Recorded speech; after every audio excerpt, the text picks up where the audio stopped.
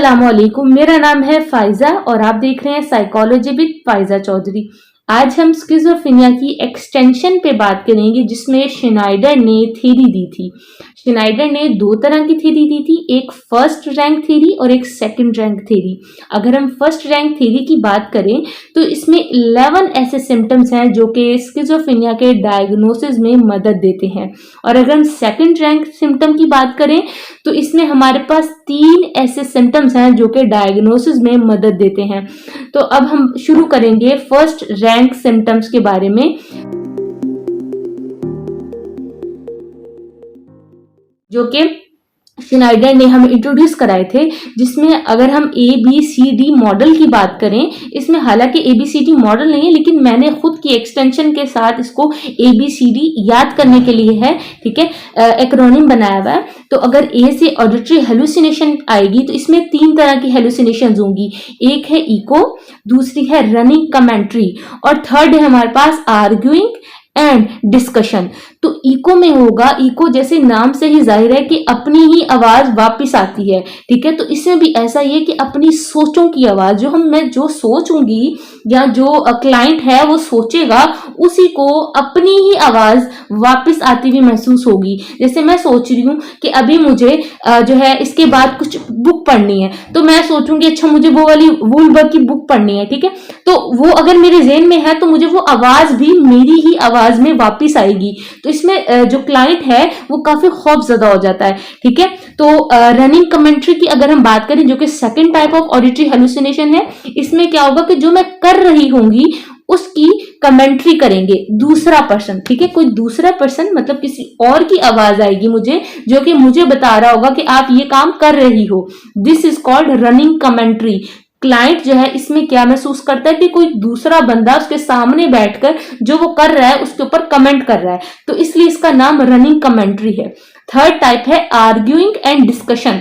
तो इसमें क्या होगा कि 2% उसको ऐसे नजर आएंगे या आवाजें आएंगी उसको, ठीक है।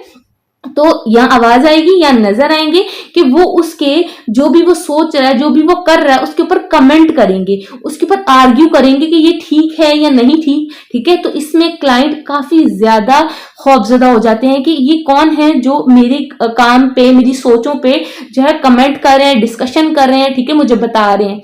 सही हो गया। अगर हम सेकंड की बात करें तो इसमें हमारे पास मेड आता है, थॉट प्रोसेस की बात होती है इसमें हमारे पास। तो अगर हम थॉट प्रोसेस की बात करें तो इसमें भी 3 चीजें ही जो है हमारे पास आती हैं, जिसमें है थॉट ब्रॉडकास्टिंग, फिर उसके बाद हमारे पास है थॉट इंजर्शन और उसके बाद है थॉट विड्रॉल।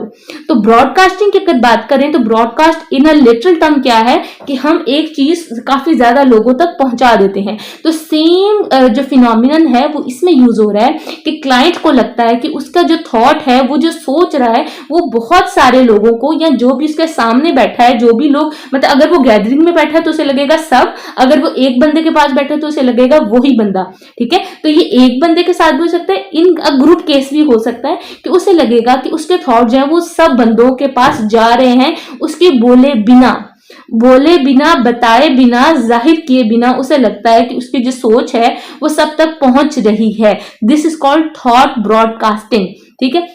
उसके बाद अगर हम बात करें थॉट इंजर्शन की, तो इसमें होता है कि जो क्लाइंट है उसे लगता है कि कोई बंदा मेरे दिमाग में थॉट डाल रहा है। इंसर्शन का मतलब ही यही है कि थॉट डालना, ठीक है। तो थॉट इंजर्शन, थॉट डाल रहा है, वो कोई भी हो सकता है, कोई एजेंसी है, कोई बंदा है, या कोई रोबोट है, या कोई जैसे अगर रिलीजियस जो ग्रुप्स होते हैं उनमें होता है कि अल्लाह ताला उनके दिल में वो थॉट डाल रहा है, कोई रसूल डाल रहा है, ठीक है। वॉट एवर, जिस भी टाइप की अगर हम बात करें तो इसमें जो मेन कॉन्सेप्ट है वो यही है कि कोई आउटर फोर्स जो है वो उसके दिमाग में थॉट डाल रही है।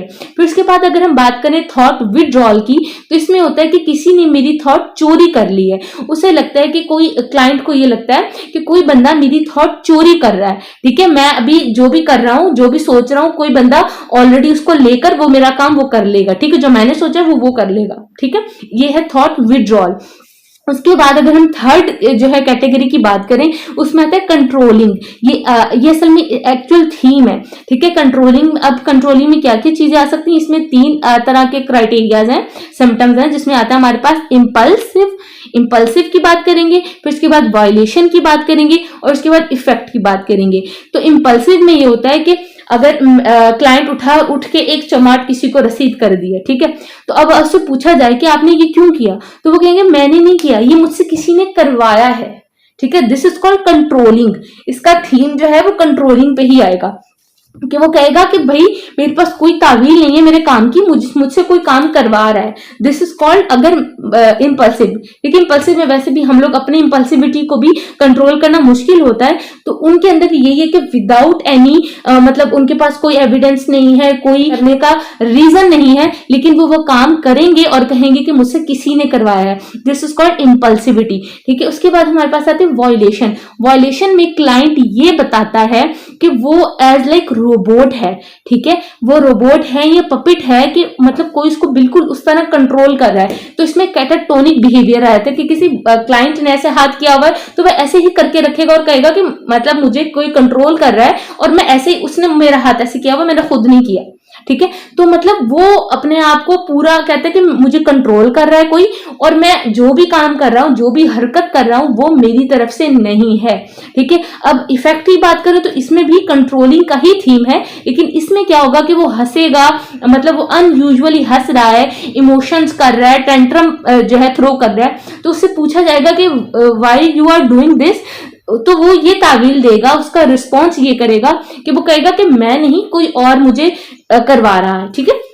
अब हम अगर फोर्थ जो कैटेगरी उसकी बात करें तो इसमें डिल्यूजन आता है। तो डिल्यूजन में हमारे पास सबसे पहले आता है सोमैटिक पैसिविटी, ठीक है। सोमैटिक पैसिविटी में क्या होता है कि इसके अंदर सोमैटिक हेलुसिनेशंस होते हैं, कि मतलब कोई उसको कोई भी आउटर चीज, ये ज्यादातर जो है वो सेक्सुअलिटी रिलेटेड होता है, कि कोई भी बंदा उसको जो है सेक्सुअल टाइप जो है कुछ कर रहा है, इंटीमेट कर रहा है उसे, ठीक है, और वो उसकी डिल्यूजन होते हैं, ये रियल नहीं होता, लेकिन उसे एक्चुअल में परसेप्शन आ रही होती है और उसे यकीन होता है कि ऐसा हो रहा है। तो this is called somatic passivity. और उसके बाद अगर हम डिल्यूशनल परसेप्शन की बात करें तो इसमें हमारे पास आ जाता है कि जो क्लाइंट है या जो इंसान है उसे ऐसा महसूस होता है कि जो भी इन्वायरमेंटल चीजें हैं, मतलब इसमें अगर एक्चुअल थीम की बात करें तो इलॉजिकल उसके जो है परसेप्शंस होते हैं, कि जैसे बारिश हो रही है तो जरूर अल्लाह ताला का इसमें मेरा कोई पैगाम है कि मुझे कहीं नहीं जाना चाहिए, ठीक है, या मुझे दुनिया को बचाना है अगर बादल गरज रहे हैं,